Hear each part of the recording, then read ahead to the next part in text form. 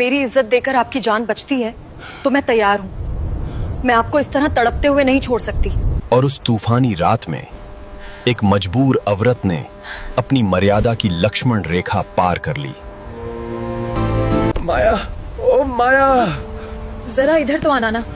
उफ, ये ठंड, लगता है हड्डियां जम जाएंगी आज। बाहर बर्फीली हवाओं का तांडव था और अंदर मौत जैसी खामोशी और कंपकपी। मुझे लग रहा है कि ये रात मेरी आखिरी रात ना बन जाए। मौत का सा सन्नाटा महसूस हो रहा है। ऐसी अशुभ बातें मत कीजिए सरकार। मैं और कंबल डाल देती हूँ आपके ऊपर। नहीं, कंबल से कुछ नहीं होगा। ये ठंड रूह तक पहुंच गई है। माया, मेरी बात सुनो, बुरा तो नहीं मानोगी? मुझे इंसानी जिस्म की गर्मी चाहिए। अगर तुम बस कुछ देर के लिए मेरे पास जाओ। सरकार, ये आप क्या कह रहे हैं? मैं आपकी नौकरानी हूँ और मैं एक शादीशुदा औरत हूँ। मैं तुमसे कुछ गलत नहीं मांग रहा, बस थोड़ी सी इंसानियत,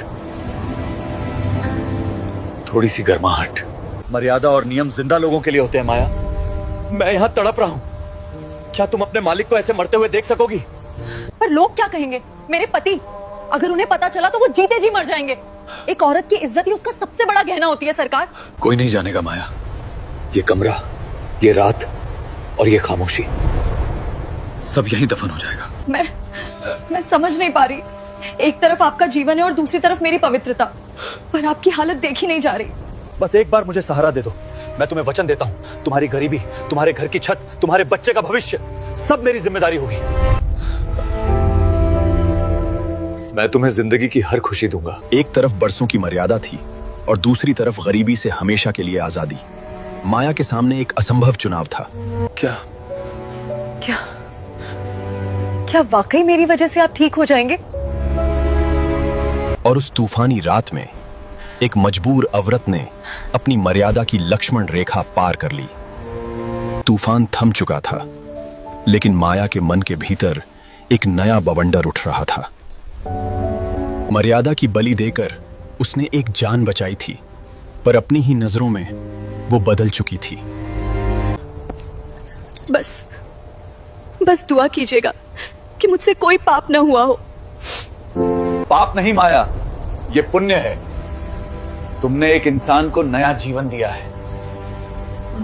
माया, तुम सच में एक फरिश्ता हो। आज तुमने जो मेरे लिए किया है उसका एहसान मैं 7 जन्मों तक नहीं उतार पाऊंगा। मैं तुम्हारे घर भी आऊंगा। मैं देखना चाहता हूं कि मेरा परिवार, मेरा मतलब तुम लोग, कहां रहते हैं। अब से तुम्हें किसी चीज की कमी नहीं होगी। तुम सिर्फ एक नौकरानी नहीं हो मेरे लिए, तुम मेरी रक्षक हो।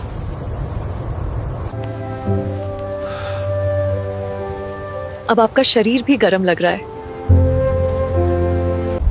हाँ माया, अब मैं ठीक हूं, बहुत ठीक हूं। शुक्रिया सरकार। अब आप आराम कीजिए, मैं आपके लिए गर्मा गर्म चाय बनाकर लाती हूँ। माया कमरे से बाहर तो चली गई, लेकिन उसके दिल पर जो बोझ था वो शायद कभी नहीं उतरने वाला था। हर चाय की चुस्की के साथ वो अपने फैसले की कड़वाहट को निगलने की कोशिश कर रही थी। तुम्हारे हाथ की चाय आज अमृत जैसी लगेगी माया। कुछ वादे जुबान से किए जाते हैं और कुछ खामोशी से। रात बीत रही थी और उसके साथ माया की पुरानी दुनिया भी। नई सुबह नई उमंग लेकर आई थी, या शायद पुराने गुनाहों को छिपाने का एक सुनहरा पर्दा। एक डूबता हुआ इंसान या उसकी नई जिंदगी का मालिक।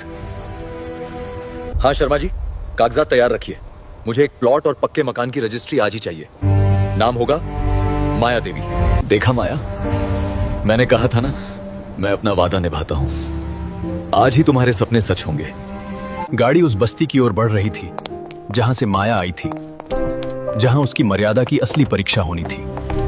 अमीरी की चमक जब गरीबी की धूल से मिलती है तो सवाल अक्सर कड़वे होते हैं।